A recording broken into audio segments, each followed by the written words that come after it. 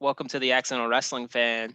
Notice the bags under my eyes. I have not slept all fucking week. This has been a very long week, and I have a bloodstream full of the Moderna vaccine. I almost said virus, which I'm sure people probably think it's that, but I thought I was gonna feel like one of the. I thought I was gonna feel like one of the road warriors after I took it, but really all I have is a sore arm. But that's the first one I got to take, and then I do another one on March 11th. So, hopefully, one step closer to being able to go and do shit again. Yeah, I was gonna say mine's February 16th and March 16th, so I'm ready for that. Does it have to be a month apart? Moderna does. Okay. Pfizer's 3 weeks. And the new Johnson & Johnson one is, if it gets approved, is only 1 dose. Yeah. Oh man! Shout outs to Johnson & Johnson. Welcome to the accidental fucking Epidemiologist, Pharmaceutical fan. real heavy on the drug talk today. So we'll do our introductions like we've been doing the last few weeks. Shawn, how are you? Great. How about yourself, sir? Just like I said, sore arm, very, very tired. Haven't really been sleeping that great because I've been obsessing over a blog that I had to write at work. And believe it or not, writing a blog / press release is a lot of work to write 400 pages because, you have to do research and all that.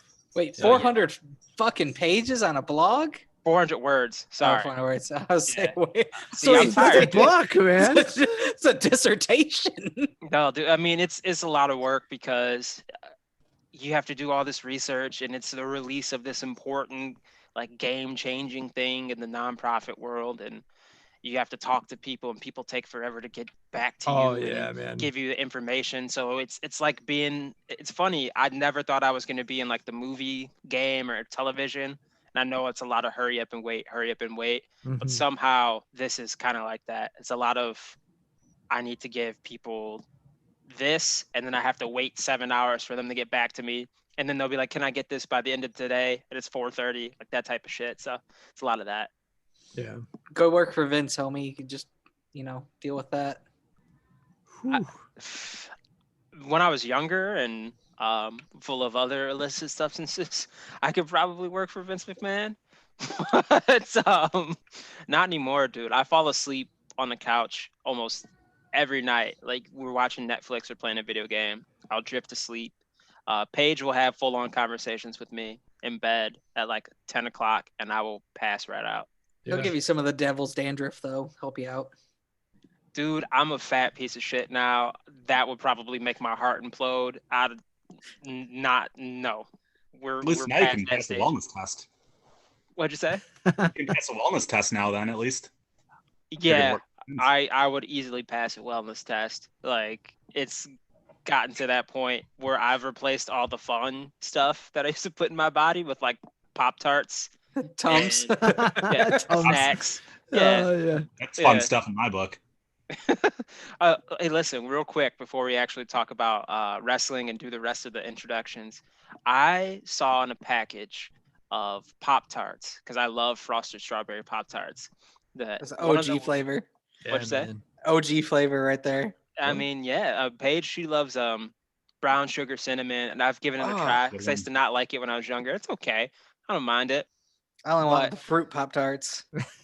I froze, or I shouldn't say froze it, but I put it in the freezer for about an hour. Frosted strawberry Pop-Tart.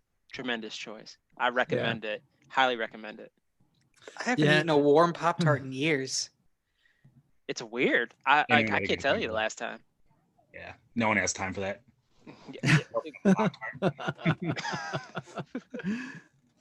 Yeah, especially like at this stage in our lives, man. It's like always get up and go. Like I don't have time to just like try to heat up a breakfast, all that stuff. I mean, in the last, I would say probably like 10 months or so, I've had more time to obviously cook breakfast because you're always home. But I was working at a CVS for a couple of months last year, and I did have a lot of like just dumping protein powder into a shaker and just shaking it while I drive 2 miles to the CVS. Like, being an adult sucks. Like you just lose track of time. Like you're constantly trapped in your own thoughts. You're anxious about everything, and then you just magically get fatter. Like, One day you look around, you're like, how the hell did this happen? I've always been fat, sir. So it's just actually since high school. Yeah, my freshman year of college, I put on 45 pounds. So Holy crap, man. yeah, I went from 155 when I graduated to 200 pounds my freshman year of college. Wow. Like not You swimming, got the freshman not 45. not swimming, not doing anything, Oh, just yeah. eating Taco Bell at Wayne State, like 3 meals a day. Yeah, no, that was before Taco Bell had breakfast, like 11 o'clock. All right, cheesy gordita crunch.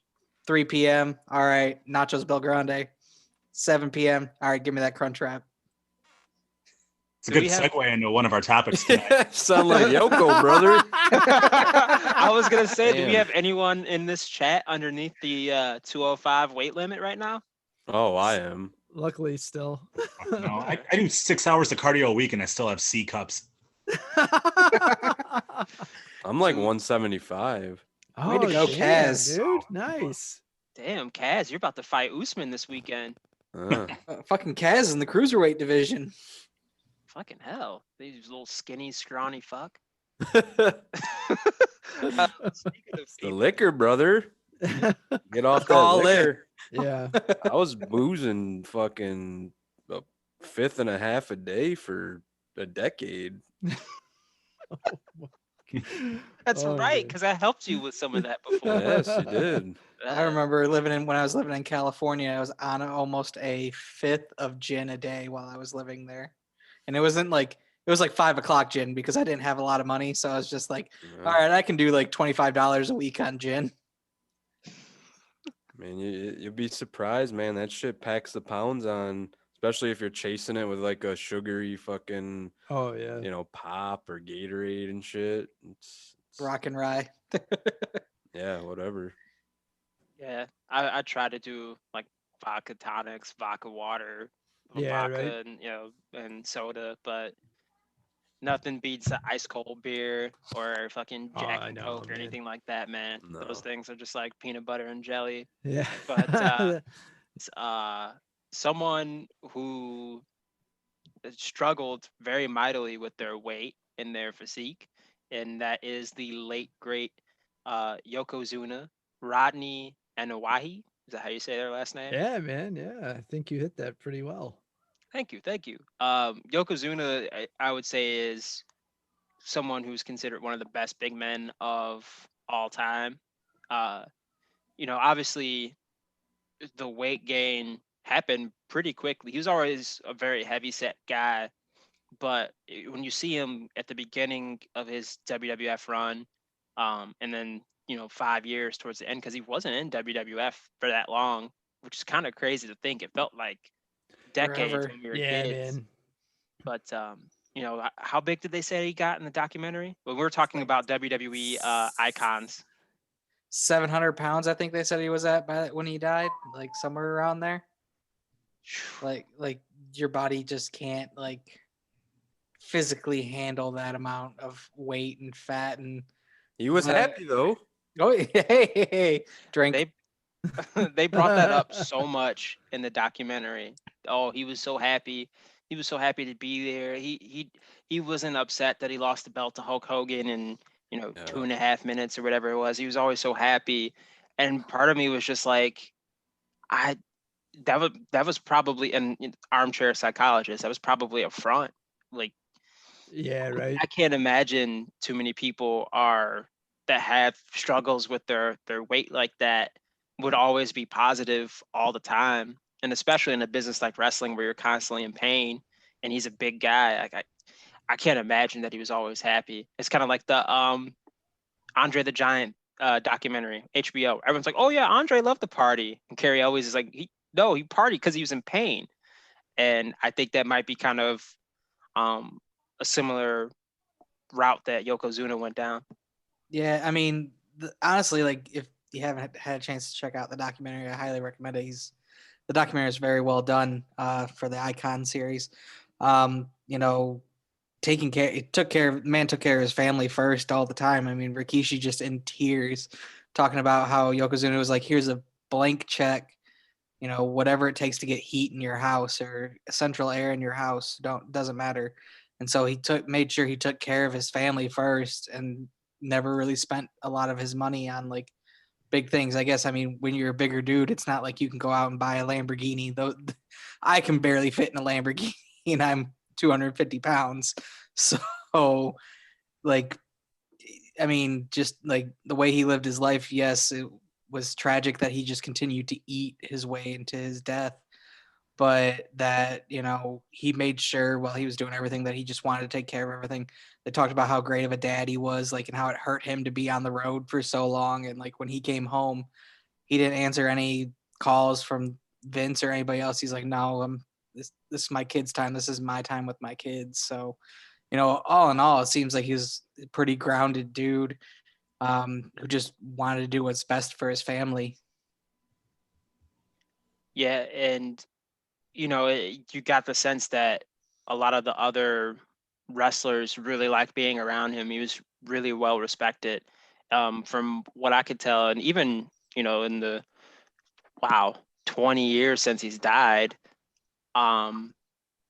I've never really heard anyone say anything negative about him other than his struggles with his weight, that he let himself get too heavy. But I've always heard that he was a really nice guy, a very loyal friend, great dad, those sorts of things, which of course always makes someone who died that young really tragic. I mean, he was 34, 33, something like that. He was a really young guy, so in the documentary, they definitely paint the picture that, he was a good dude, but this was just a real serious demon that he had to deal with. Yeah. Yeah, Lino said, I don't know if you're there, Damon, that he was like, hey, it's kind of like an original episode of TAWF where you guys are telling me all about the documentary, like how you guys would tell me, fill me in on all the 2000s wrestling, because I don't have the network anymore, so I didn't get to see it. The only things I was able to catch was on YouTube. So it's nice to hear what you guys have to say about this. And just your reactions on it and telling me what's going on, because, I have my memories of him when I was young, and, I remember hearing about his passing and whatnot. And hearing how he was always well liked, and I was really interested to see how this documentary would go, and how this is supposed to be in a series of documentaries that they started with this one. So yeah, I'm glad to hear that it sounds like it went well. Yeah, sorry, go ahead. Oh no, go ahead. I say no, it's a really good documentary, and it's the first in the Icon series, and the way that they did it, the way that it was kind of stylized, I am definitely looking forward to more in the series. I have always found that WWE and the WWE Network, the thing that they excel the most at is probably the documentaries, like that kind of original content. I honestly shocked that they haven't won any sorts of awards or anything like that, because it's something that they really, really do a good job with. Yeah, right. Yeah, I thought that it was someone like Yoko, who they don't really, it's not like Bret Hart or Steve Austin, like somebody that they have a lot of content on that they're always talking about. This is somebody that they really haven't covered much, in the 20 years since he passed away. So I thought that was, it showed a side of Yoko that they've really never shown in recent memory. I mean, if at all, Mm-hmm. Yeah, Kaz, you were gonna say something.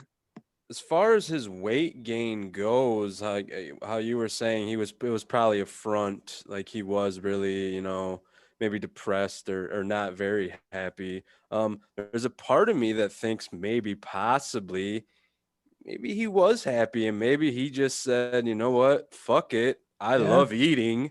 I love food. I know everyone's telling me, hey, I need to lose weight. I need to do this. I need to do that. But maybe at the end of the day, he was just like, you know what? This is what I love to do. I mean, the guy got to damn near 700 pounds.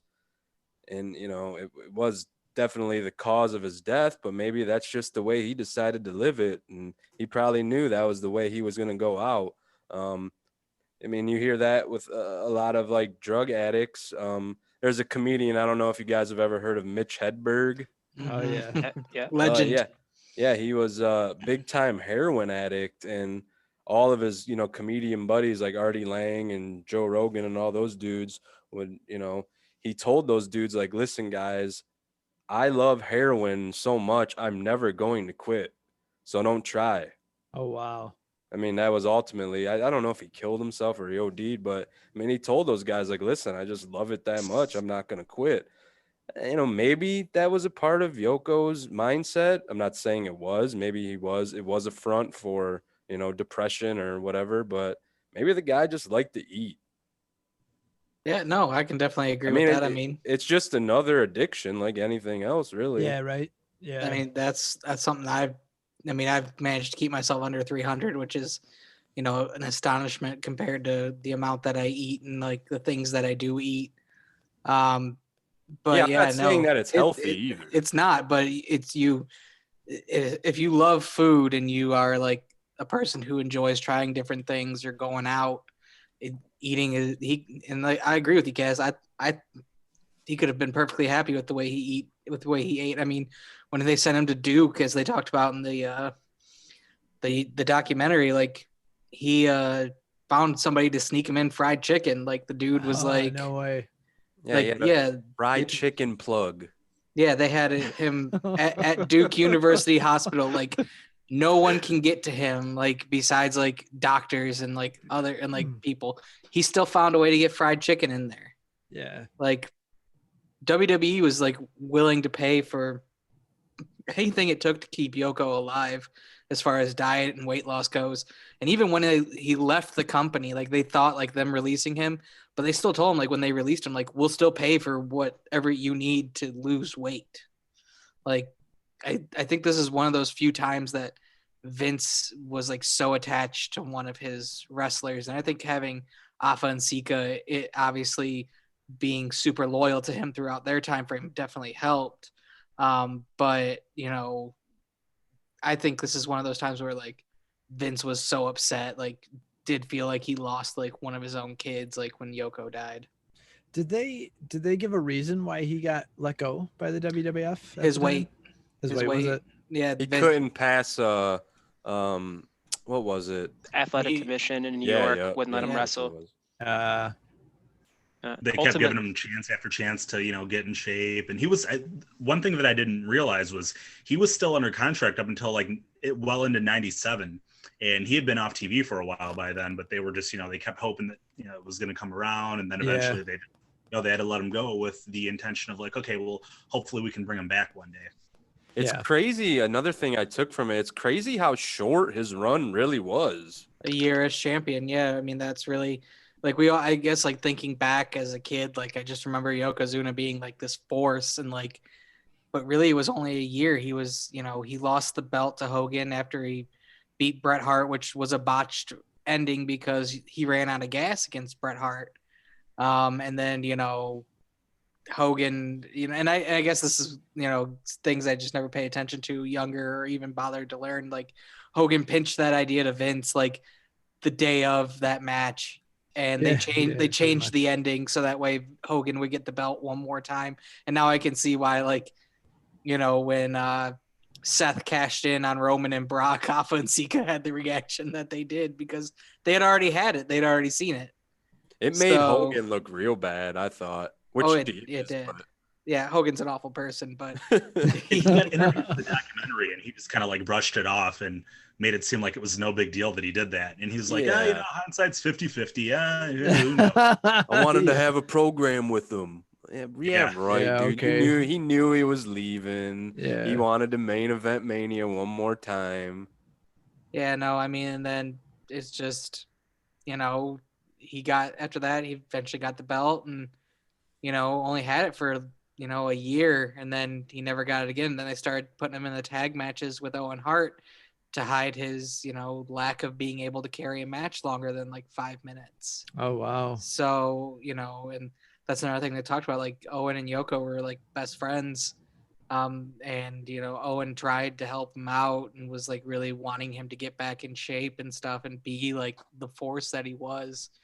And Yoko, he just didn't want to do it. And, again, eventually it comes down to if you're happy eating and that's your way of taking out like any type of emotional pain or physical pain, or you're just happy doing it, you're gonna do it. Like one of those last public appearances he had on when he was over there in London when he ultimately, you know, died.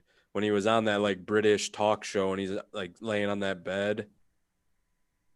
Oh yeah, yeah. And he's just like covering up the full of girl's head. energy, and he's like, you know, to me, I mean, again, it could have been a front, but man, he was living life, loving life. It seemed at that moment. I think he died. What, days later? Was I was it? gonna say Yeah. it was really close to the date that he passed away. Yeah. Yeah, it was Yeah. pretty close. Yeah, he didn't. He didn't wake up. As Lino said, it's it really comes down to he had sleep apnea. It was Most sad of- seeing the footage of him working like those indie shows.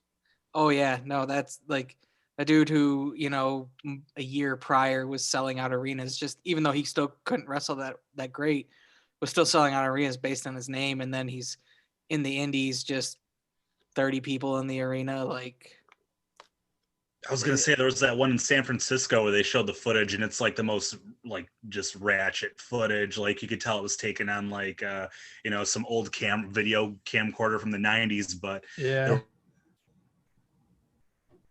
Lino, we got mic Lino, problems. you dropped out, Lino. Is Lino Oh no! back? Oh no! Can he hear us? I saw something flash up on his screen where it said his bandwidth was a little low, so Well, probably internet problems, I'm assuming. Oh, sorry about that. Oh, there we no, go. There we go. there you go. Finish the thought, because you were very into it, and I wanted to hear what it was. I was just bringing up there was some footage of him, and I think it was an indie promotion in San Francisco, and there were like maybe 30 people there, if that. And it's just to see him, the way that he moved around in the ring, and just the lack of people in the crowd, and just the way that the announcers are trying to like prop it up, and it was just so cringeworthy when you think about like you said, where he was just before that. It's always the sad thing, man. It's like the wrestler, Yeah. just seeing that, and you just feel awful. Like a real life version of that. Yeah. Yeah. I mean, I wonder if like he was in the 2000s, like when we finally had like weight loss surgery as like a thing that was becoming very medically acceptable. Like if he had made it later into the 2000s, would he be healthier now? Like could there have been a possibility for him to have gone on it, stuck to a diet, gotten like the surgery, and been able to wrestle more, and continue to lose weight and be healthy?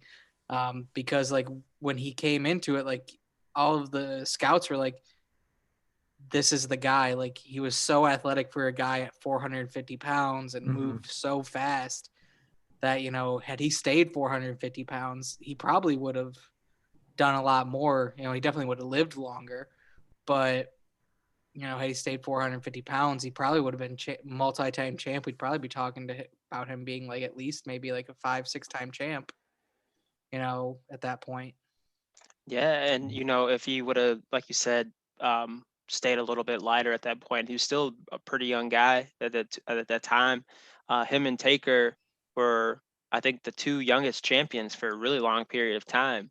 Him and Taker, I think, were both about 26 years old when they both won the heavyweight title. Oh wow. So yeah, they were pretty young in heavyweight champion criteria, because we talked about this on the show before. Mhm. A lot of times guys really don't get the belt when they're young. Like they usually will make a guy a champion when they're a little bit older. Yeah, if he would have been able to keep his weight in check, I do think he would have had more accolades, because it's kind of shocking. Like we said, we felt like he was a champion for so long and wrestled for so long, but he was only a 2-time tag team champion with Owen, and he was only a 2-time world heavyweight champion. And his first reign was very short. The second reign was 280 days. So yeah, definitely a lot more that could have been done for Yoko if he was able to keep his weight in check. Yeah. So would you guys recommend the documentary then? Yeah, 100%.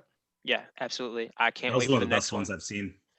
Does anyone know what the next one is? I know they're doing them on Beth Phoenix, Lex Luger. I'm really excited for the Luger one.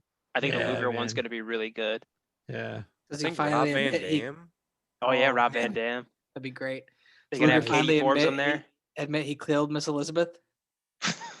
Uh, Oh boy. I mean, they're gonna have to bring I'm that sure up, that right? topic I will be mean, brought up. it would have to be. You can't just. Well, I mean, it is WWE, but I was gonna say you can't really just skip over this really important time period in his life, which ultimately leads to him turning around. You know. Mm-hmm. I think they'll Yeah. bring it up, but they're not going to spend a lot of time on it. No, yeah, I feel you. I think so too. It's not like it's Dark Side of the Ring, you know. Exactly. Yeah, they'll probably talk about like Luger's football background because these are only probably going to be, I would say, less than 90 minutes. There's not a ton of time to tell the full like Lex Luger story because Yeah. you got like 30 years you got to cover like the first like 20 minutes because you got to talk about how he played football and they didn't get into wrestling until pretty late, like he was in his late Mhm. 20s, and then you got to take it from like the WCW run and all that. Feel like they'll probably spend more time about him having that stroke and then becoming a was it like a wellness liaison for WWE? I don't know if Yeah, he still right. has that position anymore, but I know they brought him in to basically warn young guys about the dangers of steroids.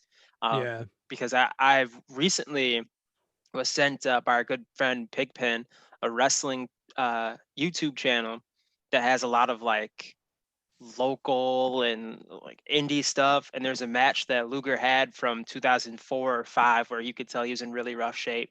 His physique was not what it was even a couple years prior, and you could tell he was having some real serious back and hip problems. I know you guys know what I'm talking about. Like if you sit in a computer chair for too long, or like your hip, like if this is his head, like this is like his back and his butt, like it does that Yeah. weird is it anterior tilt? Yeah. Yeah, Yes. Yeah. Yeah. yeah, that pelvic tilt where his Yep. butt sticks way back. You could tell Yeah. he was in a lot of pain. He was doing someone called it the Andre the Giant rope lean. Oh You tell yeah. someone's really got some back problems and they lean against the ropes. He was Yeah. doing that. Uh, Yeah, so can't wait for that one. And I think there is Beth Phoenix. She's got one coming too. So pretty excited for that. But on to a happier topic. We wanted to discuss the best versions of certain wrestlers. And we bring this up because, although this is not a happy reason why we brought this up, is because people, myself included, people on the internet love Kurt Angle's run in TNA, where he has been dubbed now Perc Angle because he was eating, what was it, like 65? I don't think he was yeah, actually taking dude. perks, right? He was taking bikes. Yeah. Yeah. I think it was a Vicodin issue too. But Yeah. somewhere along the line, people started calling him Perc Angle, and like my brother has even joked that Perc Angle is the greatest wrestler of all time. And I know that seems oxymoronic. Like, how could someone who had a serious drug addiction be the best wrestler of all time? But if you go back and watch some of those matches, he might have a case because he was doing some of the wildest and craziest shit that I've seen really any big time, like I'm talking like big time in the sense of like was a WWF champion, like high level guy like Kurt was. Obviously Yeah. there's like Jeff Hardy and Sabu, but Kurt didn't have a reputation like those guys with his Olympic background and things like that. But you Yeah. see him doing the stage dive on Abyss. He's doing the moonsault off cages, 450 knee drops. He's doing all kinds of crazy shit, man. And it is somehow probably the best period of his career, in my opinion. And he had his run in Japan during that time too, right? Yeah, when he had a few matches, I can't remember what Wrestle Kingdom was. Maybe Wrestle Kingdom 2 or 3 against Nagata. They have a really fantastic match for the weird IWGP belt that he had that wasn't the real belt. Like it was like the Yeah. third version or something Oh like that. yeah. I So never he- knew he worked Wrestle Kingdom. Dude, it was out of control from like 2005 to like 2000, like 9 or 10. It's like a 5-year period where he was just an absolute fucking machine. Do you Like, think he had just the mindset of I'm gonna show Vince and all those dudes in WWE that I'm the best Well, I in the world? Well, he left on such weird terms, like with Vince, because like according to Vince, he like was telling him he had some issues that he had to deal with, and then all of a sudden, and he needed out of his contract, and then all of a sudden he was in TNA. So like, I think he just left WWE because he was just tired of the BS. Vince loved him. He was definitely getting pushed as a champion, but like his TNA run was like that much better. There were like drug issues though, because he got drafted to ECW in 06 when they rebooted it, and him and Big Show were like the two big names that went over to ECW from WWE brands, and there was something about long story short, they were like, okay, you've got a problem like with drugs here. We need to drug test you, like you need to go to rehab, you need to get help, and he was just like, no, I'm fine. Yeah.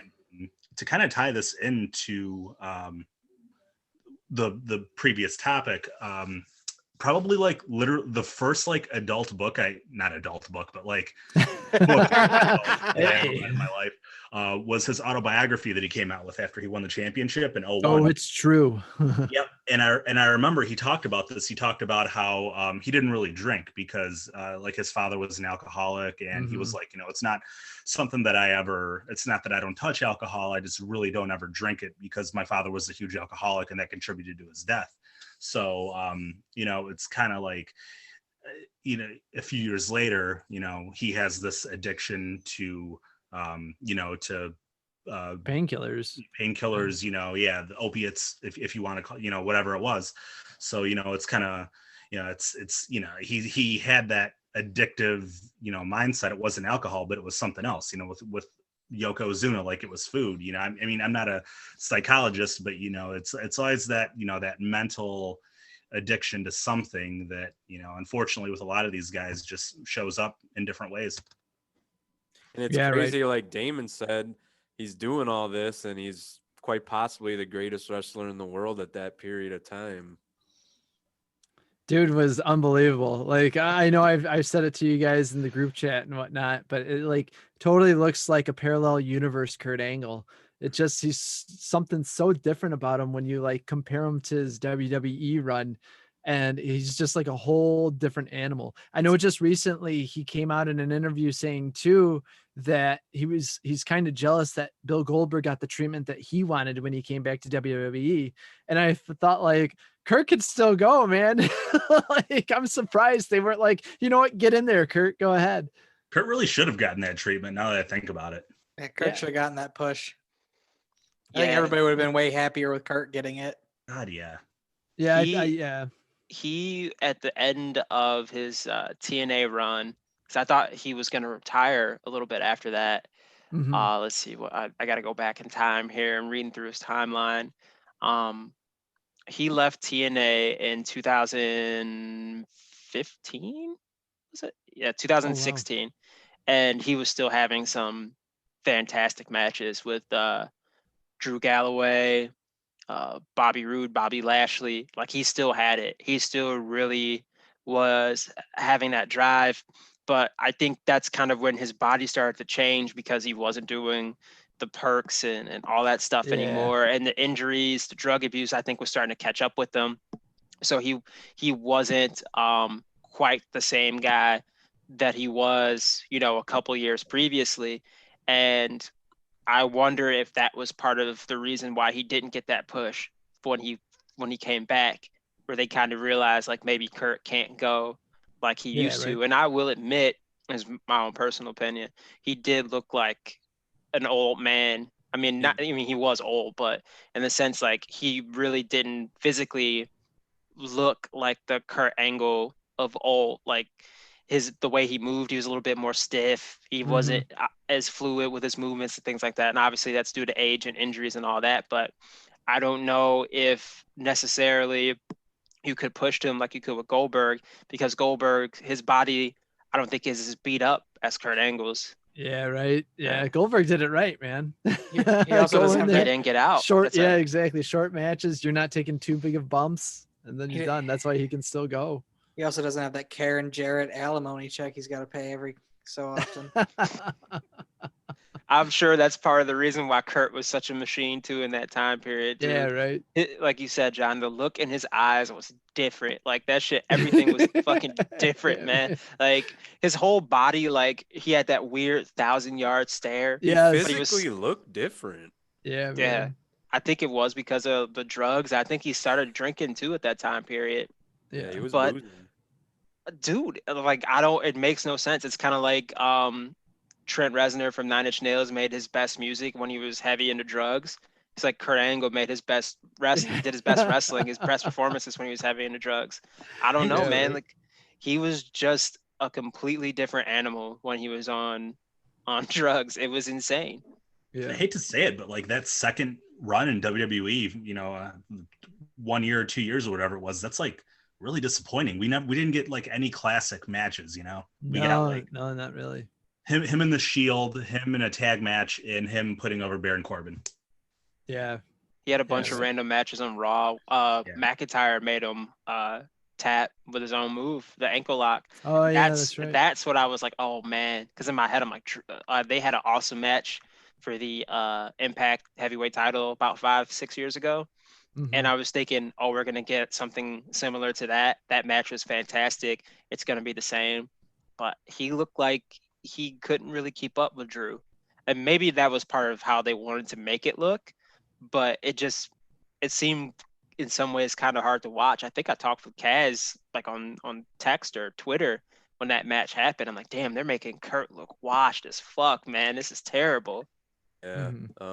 Probably the best match in that second run was that Mania match, tag match with him, Rousey versus Triple H and Yeah, right. Steph.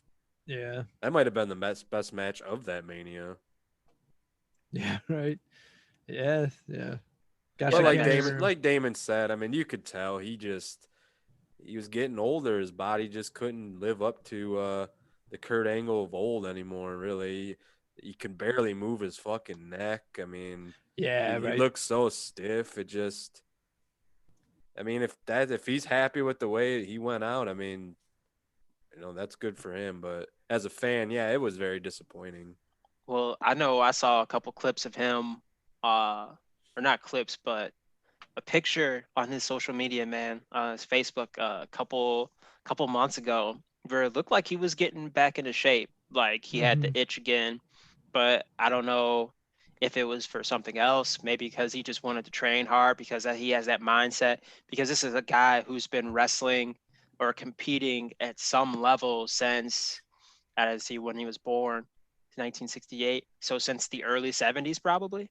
There's a guy who's been wrestling at a high level, or competing at a high level since the 70s, probably. So this is a dude that probably like has to do something physically or he'll go insane. But he looked like he was in good shape, man. I mean, he definitely deserves a proper send off. If he thinks he can go one more match. I mean, the Baron Corbin thing was Yeah, I right. think that was supposed to be I think Jason Jordan was supposed to beat him, but Jordan hurt his neck, and then they already had the feud with Corbin. I think they just said, well, that's the only guy that we could do it with, because I believe in an interview he said he wanted to do the send off against John Cena, and then which I'm sure Cena and him, they would have had a fantastic match because they know each other so well. That was just like a lot of guys will say it's like riding a bike. They know exactly where the other one's going to be, and they could safely have a fantastic match where Kurt won't be compromised. Kurt won't look like he can't keep up, that sort of thing. But they just decided that they had to go with Corbin. Yeah. Yeah. I remember that too, Damon, that him saying like he was kind of disappointed that was the way it ended. That he would have rather went with Cena. Yeah. I wish they would have went with Cena too. Cena didn't even do anything at that Mania, did he? I don't think he was there. I thought he had a run. Did he run out? I was gonna say I don't even remember, man. I was pretty lit at that point. Was that the one was that the one after he was got beat by the Undertaker? Yeah. Wasn't that squashed? Yeah. Yeah. Nikki Bella? Didn't he tag with her or something? No, that was the year before.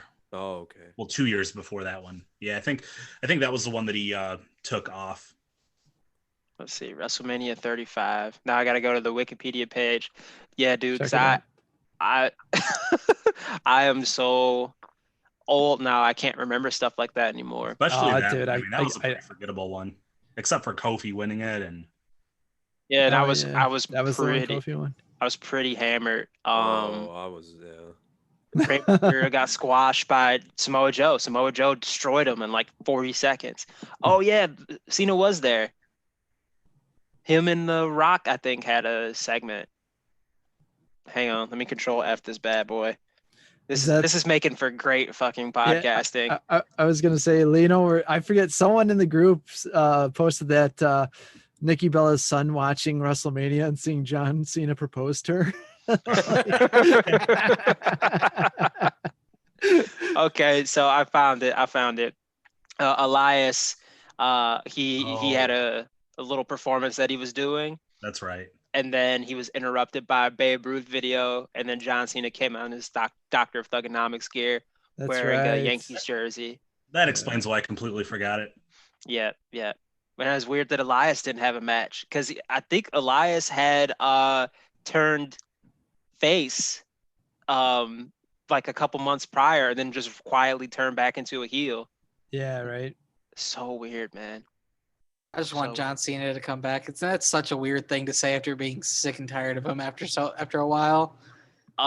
No, like I was gonna say, U.S. champion John Cena is definitely my favorite John Cena. Oh, yeah, like dude. 2015. That's by far, I think, the best Yeah. John Cena, because he really, I think, could lean into the fact that he was starting to transition to being part-time, so the crowd started to kind of like him a little bit more.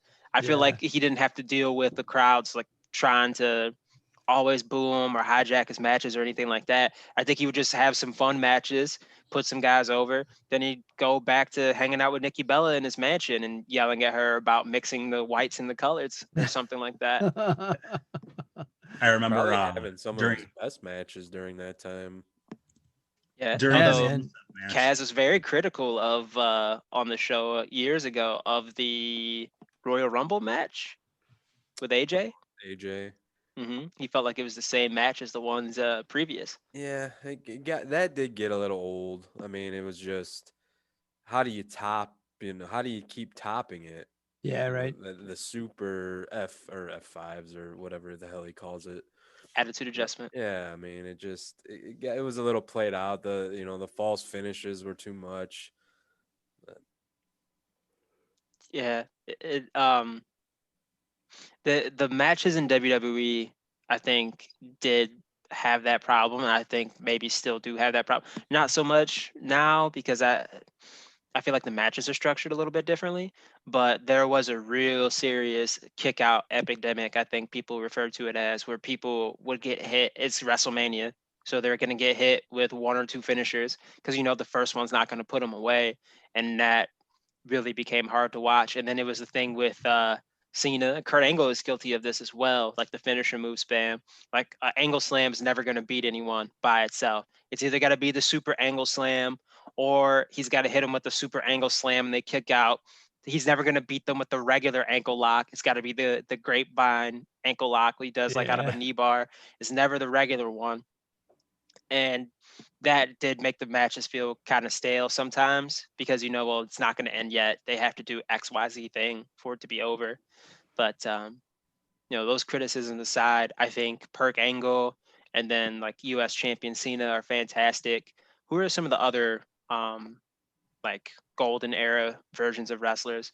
I know Travis sent us Straight Edge Society CM Punk. He said that it was the best version of CM Punk. What do you guys think about that? Yeah, I can get on that. I mean, Pipe Bomb CM Punk obviously set off a whole different era, but Straight Edge Society was just like the brutalization of guys throughout that time. Like, I think CM Punk was pulling some of his best matches at that point. Yeah, I think he might have been maybe a better promo then. I mean, I know everyone loves like the Summer Punk and the whole 434-day title run, but I think like the Royal Rumble in Atlanta where he's throwing guys out and then cutting a promo in between guys running out, like that's some top-notch stuff right there. Yeah. That's the kind of stuff that I really like to remember about Punk, like his like quick wit, and you know, that's how I first really heard of him. You know, on the indies and everything like that growing up, was him doing that whole straight edge character, and that really stopped being really a part of his character and who he was when he became like Nexus leader, pipe bomb Punk. So I kind of miss when he would do that. I think that might be my favorite version of him as well. Yeah, you just hit the nail on the head. I mean, I was a big fan of his on the indies as well. But, you know, throughout his time in WWE, I'm like, oh, I want him to do like the heel straight edge gimmick. And then like when they finally did the straight edge society, that's when I was like, okay, I mean, I know that this guy can be a top talent, but now with this gimmick, like this is going to be what gets him over and gets him over the hump and makes people who maybe didn't know him that well before be like, okay, yeah, this can be a top guy. Yeah. And, you know, it was one of those things where I was shocked that it took them so long to do that, because the straight edge thing, it was a part of his gimmick in ECW where he's like, I don't drink, I don't smoke, like, but he never really played it into his character. It was just like a dude who doesn't drink or smoke and he likes fucking MMA and arm triangle chokes people as a finish. Like he wasn't really incorporating it into who he was as a character. And I'm glad that they did that, because I think that really put him over the top and made him an even more dastardly heel, like saving people, making them shave their head because they're impure, and he doesn't have to shave his head because he's not impure, like that sort of thing. I always thought that was really cool. You know, I'm trying to think of just like some of the other great eras of wrestlers, like There was also the mention of Bret Hart and his heel run. oh yep, Canadian heel. Canadian heel. Yeah, that's some good character work right there, man. Yeah, His promos were fantastic, and they were fantastic in the sense that they weren't like bombastic, or he was saying a lot of over the top crazy shit like a lot of the other people were in that time period.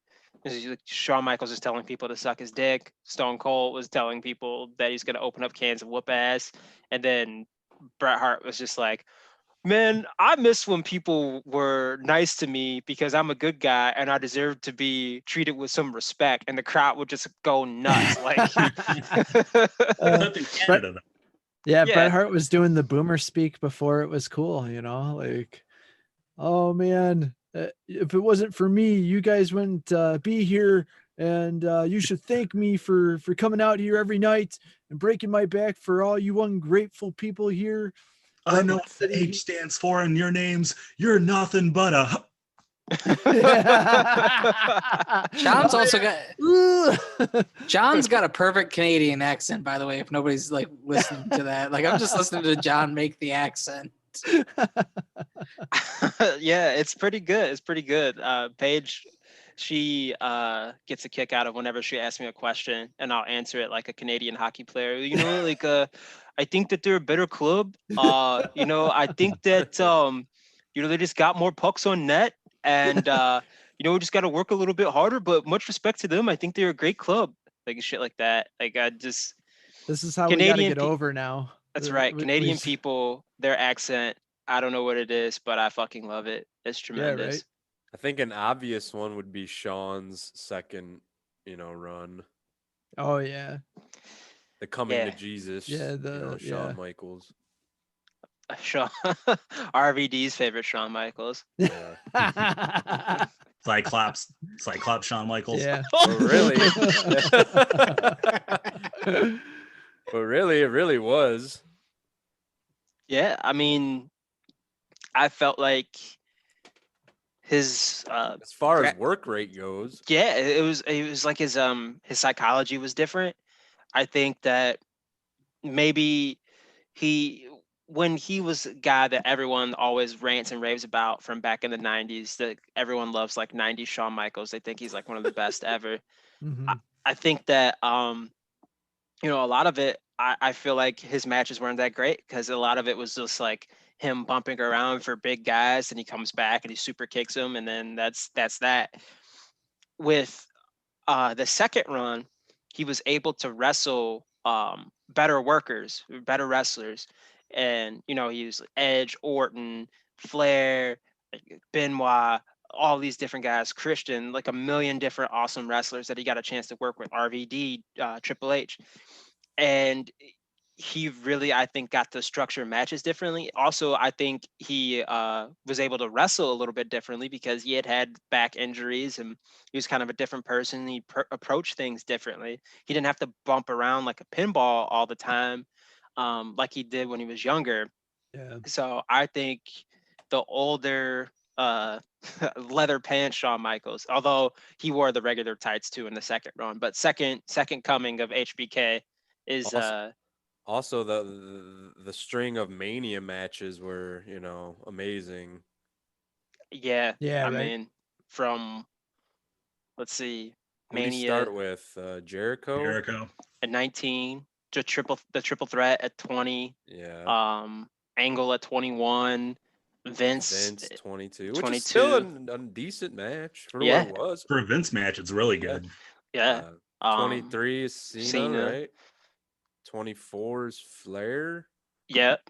And then 25 Taker, and then 26 Taker. yeah. It's a fantastic run of matches. Yeah. Third run, not so good. No. Is that the one where he's laying there all bald and shit, looking like Bruce Willis? Straight up telling you, Shawn like, Michaels full bald is weird as fuck. He is not a man who was made to be bald. No, not at all. Not at all. Dude, it's so weird. It's so jarring. And then I think he's trying to grow his hair back because I was just watching on the WWE Performance Center YouTube channel. Kaz's boys, MSK, the Rascals. Kaz loves them. Ask him about them. He'll talk about them all day. They were doing a little backstage segment, and Shawn like dapped him up and was like, "Good job." And he had like this weird, like thin version of John Cena's hair, but his hairline started like in the middle of his head. Oh man, I was like, was he doing like the Bruno Sammartino hair, like before Bruno finally shaved? Oh man, it was. Even worse than that. I don't know what That was sounds going even on. worse. Let That me sounds even worse. pull it up on YouTube Talking because about peak times, huh? dude, I pulled this up for Paige and I took a screenshot of it and I was like, baby, what is going on with Shawn Michaels' hair? I'm like, is this real? Like, is this a real hairdo? So once I find it, I'll oh yeah, here we go. I think part of it too is the headset. Oh yeah, making it look even weirder. Can you guys see it right here? Oh my Holy- gosh, it looks like he No gorilla way. glued sprayed his hair right there, man. Yeah, because I mean, because Triple H has that headset, so I know part of it is the headset. Yeah, that's But so that- weird looking. Yeah, because that's definitely hair. I thought it was like a wave cap or something, It's but like fucking Elvis. It was like Dude, that's so bad. it Fuck looks like Elvis. spray paint to me, man. It does. It looks like Brian Urlacher when he was first getting his hair back before he plugged it. Yeah. dude, Wow. those fucking Brian Urlacher hair plug posters in Chicago are Oh, I was just gonna say the Chicago posters. Yes. oh my Holy god, crap. they're incredible. Yeah, It's like, man. Brian, man, you're fine bald, dude. Like, why did you decide that you needed to have that hair back again, Yeah, man? dude. It looks like a bad toupee. Like he's just like, man, he should have just never cut it off. Should just let it go. insane. Man, it looks so weird. I mean, he looks weird bald, but he should have just stayed bald. Yeah, at that point. Another one we haven't talked about, Cocaine King Macho. Oh, Macho King Randy Savage, Yeah, man. 1990 to, well, I guess, when did he become the Macho King? 89? 89, 90. I thought. Yeah. 89. Yeah, that's a fantastic run. I honestly, though, can't remember any of the matches besides the Warrior match at WrestleMania 7, but I just remember the promos and how